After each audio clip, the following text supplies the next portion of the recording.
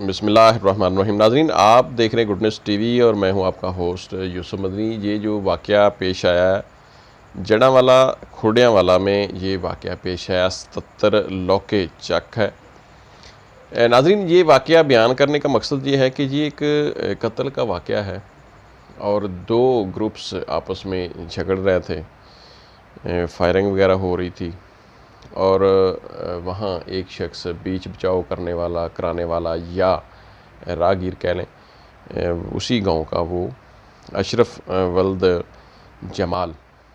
ये वाक़या मैं आपके सामने रखता हूँ। थोड़ी सी आपसे तज्ज़ियाती गुफ्तगू शेयर करूँगा। जो नए आने वाले दोस्त हैं चैनल को सब्सक्राइब कर लें। नाज़रीन, ये अशरफ वल्द जमाल, उम्र तकरीबन को 35 साल के करीब, ये शख्स फायर एक दो या जो भी इसके लगे ये मौका पर जाँ बहक हो जाते हैं। और बताया जाता है कि थाना खुडियांवाला के इलाका 77 लौ के गाँव है। ये खुडियांवाला से अगर जड़ांवाला को जाएँ तो वहाँ ये गाँव है। तूड़ी के तनाज़ा पर, यानी दो ग्रुपों के दरमियान में जो ये गंदम की तूड़ी होती है उसके ऊपर को तनाज़ा बना है। ज़ाहिर है ये आजकल गंदम का मौसम है तो तूड़ी के मामला पर कोई ये तनाज़ा बना है। इस तनाज़े की बुनियाद पर दो ग्रुपों में आपस में फायरिंग हुई है और उस फायरिंग के नतीजे में अशरफ वल्द जमालदीन ये जाँ बहक हो जाते हैं। नाज़रीन, ये मामूली बात है, इस पे आप समझ सकते हैं कि कोई बहुत बड़ा ऐसा मामला, ऐसा तनाज़ा नहीं था कि इस बात पर गोलियां चल जाएं। लेकिन गांव में ऐसा माइंडसेट है लोगों का, तो ये बहरहाल तसादम हुआ।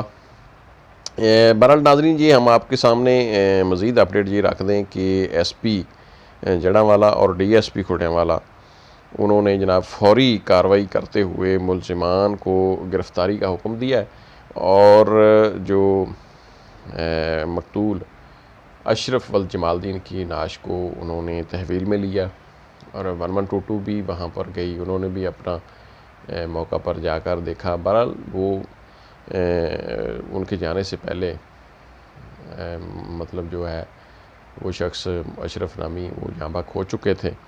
उन्होंने बहरहाल वेरीफाई किया, तस्दीक की और मज़ीद जो कानूनी कार्रवाई होती है, जिस तरह खुदा न खास्ता ऐसा अगर वाक़या पेश आ जाए तो नाश का पोस्टमार्टम होता है, गोलियां कितनी लगी हैं, किस किस जगह पर, कितने फ़ासले से। और अब इस मामले में दो चीज़ें ये भी होंगी कि ये भी देखा जाएगा कि दो ग्रुप्स से आपस में किस ग्रुप की तरफ से ये जो गोली है ये इस शख्स के लगी है। मतलब इस मामले को जो तफ्तीशी हमारे पुलिस के अफसरान होते हैं उनको बड़ी मेहनत से काम करना पड़ेगा कि ये देखना पड़ेगा कि किस पार्टी की, क्योंकि दो पार्टियां थीं, दो ग्रुप थे आपस में जो झगड़ रहे थे, जिनका मामला था आपस में गोलियां चल रही थीं, तो उन दोनों में से किसी एक की गोली लगी है। तो अब ये पुलिस ने इस मामले की तह तक जाना होता है दौराने इन्वेस्टिगेशन और पोस्टमार्टम की जो रिपोर्ट होती है उसको लिया जाता है तहवील में, उसको मद्देनज़र रखा जाता है, फिर नक्शा बनाया जाता है, फिर मतलब इस तरह सारी सूरत हाल जाए वक़ूआ को देख कर शवाहद इकट्ठे करके तो फिर नाज़रीन ये जो है वो सारा मामला क्लियर होगा। बहरहाल ये अफसोसनाक वाक़या हमने आपसे शेयर किया कि खुडियांवाला का ये गांव है।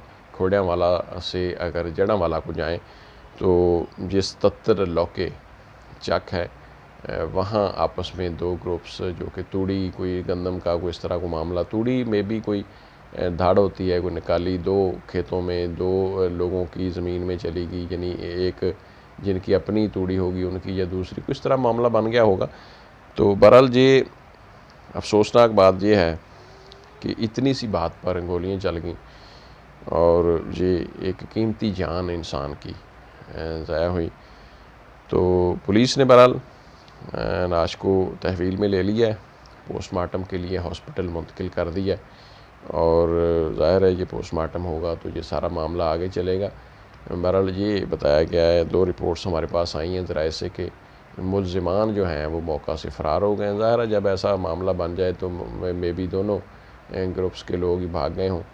तो बहरहाल ये अफसोसनाक वाक़या और ऐसे वाक़यात आए रोज़ होते रहते हैं हमारे माशरे में। तो पुलिस को भी चाहिए कि अपनी ज़िम्मेदारी पूरी करे और लोगों को भी देखना पड़ेगा नाज़रीन कि चलो ये तो एक थर्ड एक पार्टी का बंदा था, यानी एक न्यूट्रल था कह लें बेचारा।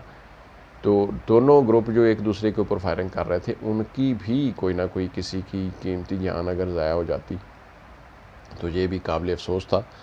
तो ऐसे इज्तनाब करें ऐसे मामलात से तो ज़्यादा बेहतर है। बहरहाल आपको नई अपडेट तक हम फिर